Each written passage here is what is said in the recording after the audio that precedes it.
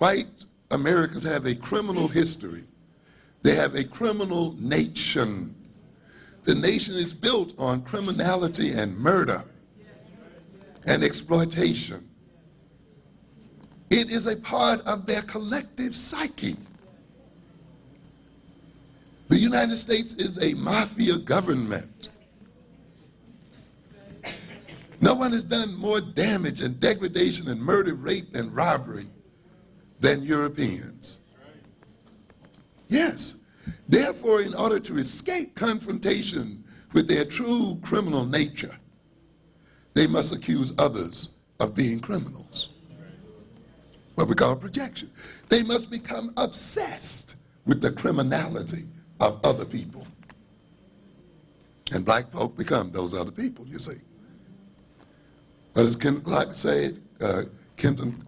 Cox say? You called the Indians savages so you could behave toward them what? Savagely.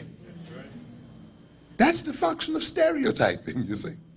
If I call you a criminal, then I can treat you what? Criminally. I don't owe you justice. In fact, shooting you in the street is justice. We know you are already a criminal. Why should we bother to take you to trial? Yes, that's what it is. We're doing a service. We're saving the taxpayers' money. What have we lost? A criminal? What are you complaining about? Yeah, this is the deal. What does it mean then? When you can become, then often people, in order to escape certain problems, become obsessed with other issues to the point where they don't have time or the energy or anything else to think about anything else. They don't see anything else. So I can forget my self-hatred. I can forget my self-alienation if I concentrate on how much I love myself. But this is a bad kind of love, you see. It's not the right kind of love. If I concentrate on what? How great I am. If I concentrate on making other people see what? How great I am. You see? And therefore, my 24 hours a day, I'm obsessed by projecting my what? Greatness. And I will, but that greatness is coming out of what? Hatred and inferiority. And since I'm greater than everyone else, I must make everyone else superior, in what? Inferior to me. In fact, I can only love people who attest to my superiority. I can only love a woman who 24 hours a day maintains my superior ego and states that she is in need of leadership and guidance. And I'm her leader. I may be emasculated in the world, but in my house, I'm the king. And at any moment she indicates that I have feet of clay, I shall use them to stomp her. Yeah, this is the kind of thing we have here. Yeah, and it goes the other way too.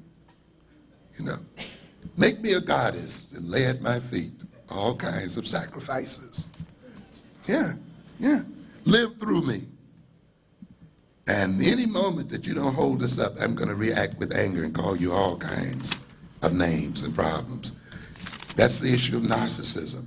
Then you have the phallic character, flaunts his masculinity through success at work or conquest over women, constantly seeking confirmation of his potency. Identifies himself with his penis. Ultimately, though, ladies and gentlemen, this is a man who's afraid of castration, who really thinks his balls have already been cut out from under him. Therefore, he needs a constant confirmation that he has them. Kind of reminds me again of the black and white video. What was that boy trying to grab down there between his legs? What are so many black men grabbing that all the time out there? Yes, seeing if it's there. Yeah, where is it?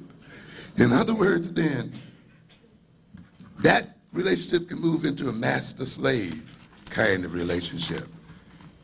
A relationship that tries to use and exploit other people. A relationship that, in a sense, duplicates the social relationship that the man has. Don't worry about it. It'll be all right. At the end, you have people then who have a problem with lovability and are in constant need of reassurance. So what does this all imply? We don't have time to go into it all. What does it all imply? What does it roll out to be? It means then that if we are to transform the relationship between black males and black females and transform the nature of black life, period, we must transform the American system itself. Yeah, you can't get around that. Oh yeah, we have to if we are going to say that living in America, being black in America, creates a good deal of the problems that we have, then we must change America as a part of changing what? The problems. Now, it doesn't mean that we focus outside of ourselves, because one of the best ways of changing America is by what means? Changing ourselves. I've told you before that we are not only the creation of whites, we also create them. That they cannot be what they are unless we are what we are. And therefore, if we engage in self-transformation, we engage in the transformation of the nation and ultimately in the transformation of the world. This is what I'm saying again about an African-centered education.